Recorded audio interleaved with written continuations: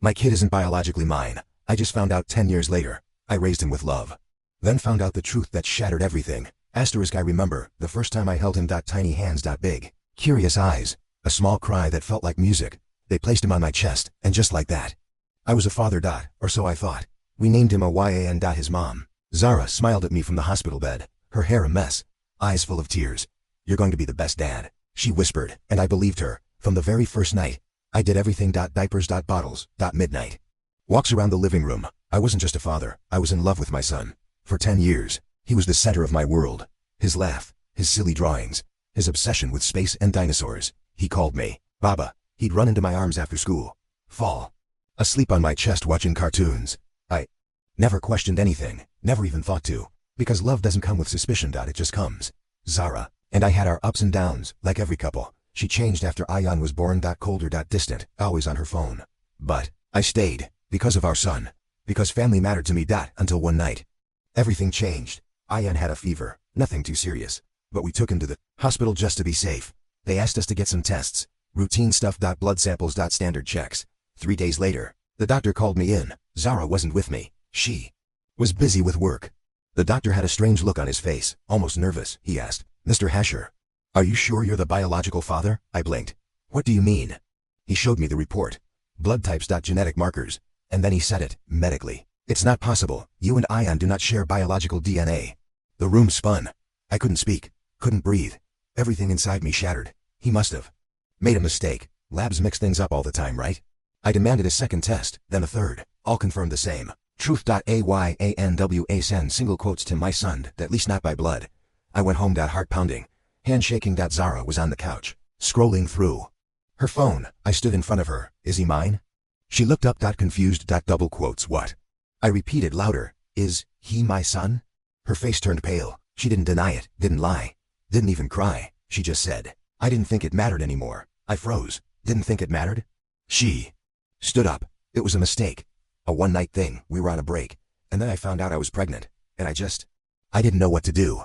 I stared at her. My whole world built on a lie. "Why didn't you tell me?" Her answer. "Because you were such a good father. Because he loves you. Because I was scared you'd leave." I left that night, packed a small bag, stayed at a friend's place, didn't eat, didn't sleep. Just cried. Because, how do you erase 10 years of love with one truth? Ayan kept calling. "Baba, where are you? Why aren't you home? Are you mad at me?" I didn't know what to say. He was innocent. But every time I looked at his face, I saw a lie, a truth I never asked for. After a week, I went to see him. He ran to me, hugged me like he always did, and I cried. Because love doesn't care about DNA. Not when you've watched someone grow from their first steps to their first words. I sat him down. Held his little hands, and said, "I love you. No matter what. That will never change." I didn't tell him the truth, not yet. He was too young. Too innocent. But I told Zara I wanted joint custody. She agreed. Too quickly. Almost like she knew she didn't have a choice. We signed papers, got lawyers involved, made it official. I wasn't his father on paper, but I would always be his dad in heart, the real father. Some guy named Daniel lives abroad. Never knew. Never cared, never wanted to. He was nothing. I was the one who stayed up at night. I was the one who kissed skinned knees, who showed up to school plays. Who taught him how to ride a bike. I was his father, and I still am. People ask me, why stay? Why not walk away? My answer? Because love doesn't come with conditions. You don't unlove a child because of someone else's lies. But yes, I changed. I set boundaries. Stopped speaking to Zara unless it was about a YAN. Started therapy. Started healing. And slowly, one rebuilt a new version of truth. Not the one I was handed, but the one I chose. Today, Ayan is 12. Funny. Kind. Curious. Still obsessed with space. And every night, he still says, "Good night, Baba." I don't correct him. I never will, because in his heart, I am. And always will be. So what do you do when you find out your kid isn't biologically yours after 10 years? You break, you scream, you shatter. And then you choose. I chose love. Because Ayan didn't lie to me. He didn't betray me. He just existed, and I was lucky enough to be the man he calls dad. Ayan was growing up, faster than I expected. His voice had changed. He started asking deeper questions. About life, about family, about the past, and I knew one day I'd have to tell him, but not yet. Not while he still wore his heart on his sleeve. Not while he still believed that his parents were his whole world. Zara had remarried a man named Cameron. Polite. Well-spoken. Too quiet. Ayan didn't like him much. He tolerated him, but he still called me after every awkward dinner. "Baba, Cameron uncle is boring." I'd laugh and say, You don't have to love him, just respect him. It wasn't jealousy. I had made peace with Zara moving on. What I hadn't made peace with was how easily she forgot what she did.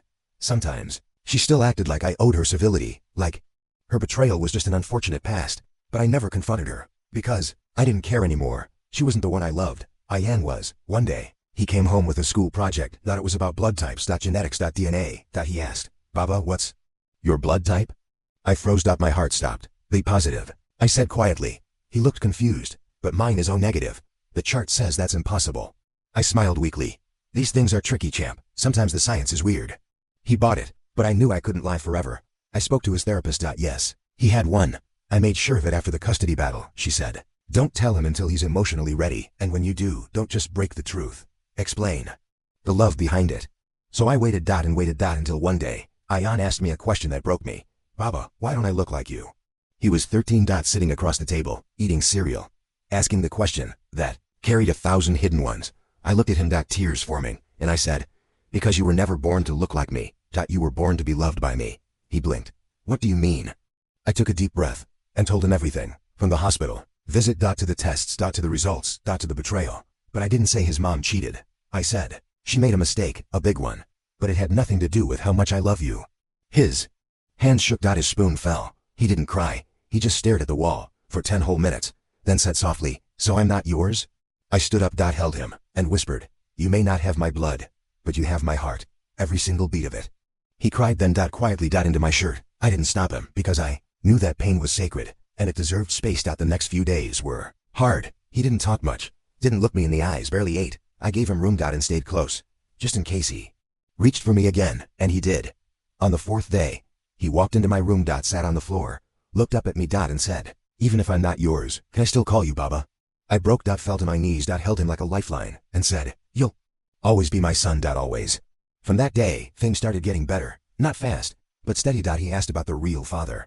I told him the truth, that Daniel lived abroad, that he never knew, that he never asked. Why? And looked down. Does he know I exist? Yes, I said. He knows now, but he never showed up. He nodded. Then he's not my father, you are. And just like that, my world repaired itself. A few months later, Zara called. She wanted Ayan to meet Daniel. I said no. She said, he's asking questions. He has the right. I said, he has the right to feel safe, and he doesn't feel that with strangers. She didn't push again, because for once, she knew I wouldn't bend. Ayan continued therapy. We went together sometimes. He had questions. Why did mom lie? Did she love me at all? Will I ever feel normal again? And I answered, not with perfection. But with truth. I told him, pain doesn't make you broken, it makes you brave. One night he came into my room, holding an old photo. Me. When he was 3. Covered in paint. He smiled. You remember this? I laughed. You painted the cat blue. He nodded. Then looked serious. Thank you for never leaving me. I hugged him. Tight. Quotes. No matter what happens, I will always choose you. Years passed. He grew taller. Smarter. Kinder. He volunteered at a shelter, wrote poetry, still loved space. Then one day, he said something they'll never forget. Baba, I want to meet him. Just once. I need to know what kind of man could walk away from a kid like me. I was scared, but I said okay, because I trusted him, and I trusted that nothing Daniel could say would erase the bond we built with love. Zara arranged it. A public cafe. I waited outside. He went in alone. An hour passed. Then 2. Finally, he came out. Expression unreadable. I stood up. Are you okay? He nodded. Then said, he's not like you. We drove home in silence, but when we reached the door, he turned to me and said, thank you for being the dad he could never be. I didn't need anything else. Not a test, not a title, not DNA. Just those words. Today, Ayan is 18. And when he introduces May, he says, this is my father. Not by blood, but by everything that matters. People ask me, would you do it all again if you knew the truth from the start? And I always say, yes, 1,000 times yes. Because love ain't about whose blood runs through you. It's about who never stops showing up.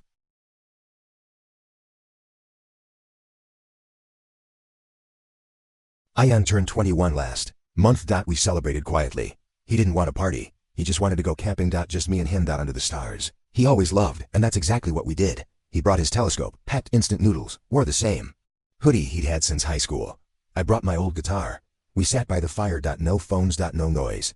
Just the wind, the fire crackling, and the space between us peaceful. He looked up at the sky. Do you ever wish things had turned out differently? I didn't answer right away, then said, no, because even though the truth hurt, it led us here. To this moment.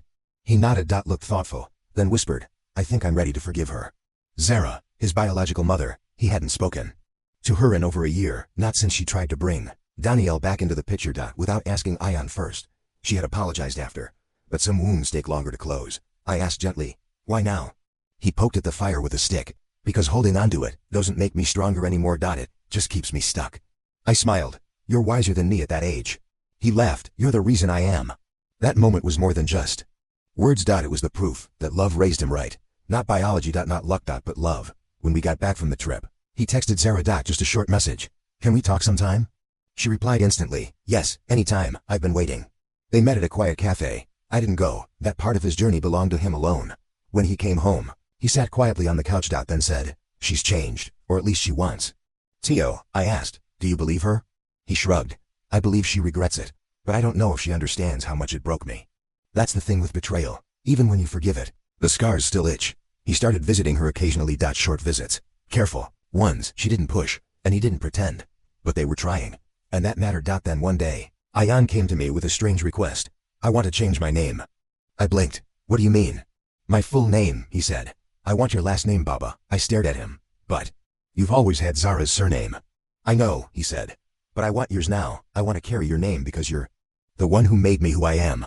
I couldn't speak. My throat closed up. He looked nervous. Like I might say no. So I hugged him, tighter than ever. You don't need my name to be my son. But if it means something to you, then it means everything. To me. We filed the paperwork. I stood beside him in the courthouse. Watched him sign the forms with my name like it always belonged to him, because it did. Afterward, he took me out for dinner. His treat. He was working now, a freelance writer, doing articles on astronomy, psychology, and occasionally family. He handed me a printed copy of one of his pieces. It was titled, The Man Who Chose Me. I read the first line and had to stop, because I was already crying. It said, I don't share his DNA, but I share his heart, and that's the part that raised me. I folded the paper. Held it to my chest. And said, that's the best gift I've ever received. A few weeks later, something unexpected happened. Zara called. She wanted to talk to me. We met at a park. Public, neutral. She looked older. Tired. But softer. Thank you, she said. For what? I asked. For not turning him against me. For raising him even when I didn't deserve your kindness. I nodded slowly. I didn't do it for you. I know, she said. And that's what makes you better than I'll ever be. There was silence. Then she added, he's everything I hoped he'd be. And that's because of you. I didn't respond. Not with words. Just a nod and a soft sigh. She stood up to leave, then paused. One last thing, she said. I'm pregnant. Cameron and I are expecting. I blinked. Then said, congratulations. She smiled, sad but real. I just hope I get it right this time. I wished her well. And walked away. No hate. No anger. Just peace. Some years passed. Ayan got a book deal. Published a memoir about fatherhood from the perspective of a son with two fathers. One who left, one who stayed. It made people cry. Made people write letters, messages, strangers saying, your story healed something in me. And every time, he replied with the same line. Love is more than blood. Its presence. Its consistency. Its choice. When he turned 25, he gave me another surprise. He brought home a girl. Zoy, a smart. Full of fire. He was in love. For the first time, I saw him stumble over words. Blush. Grin like a kid. They got engaged. Planned a small wedding. And guess who he asked to be his best man? Me. At the wedding, he stood in front of everyone. Held the mic, and said, I wasn't born to him, but I became his son because he never let go of my hand. And if I can be half the father to my kids that he was to me, then I've done something right. Cried again, a lot. But this time, it wasn't pain. It was joy. I danced at his wedding, laughed with his friends, took a photo with Zoya's parents, and for the first time in years, life felt like a full circle. Later that night, he sat beside me. His jacket unbuttoned. Tie loosened. Baba, he whispered, I don't know what I did to deserve you. I looked at him. You loved me back. That's all I ever needed. A few months later he called. Voice shaky. Baba, we're pregnant. I smiled so wide it hurt. You're going to be amazing, I said. He paused. Then whispered, will you help me, like you always did? I never stopped, I said. When the baby was born, I held her in my arms. Tiny. Warm. Perfect. He named her Ariba, which means beloved. He said, she already has your smile. And I thought, no, she has his heart. The one I helped shape. So if you ask me now what happened after I found out my son wasn't biologically mine, I'll say this. He became the man he always dreamed of raising. And that's all the truth. I need. Because biology can make a child, but only love can make a father.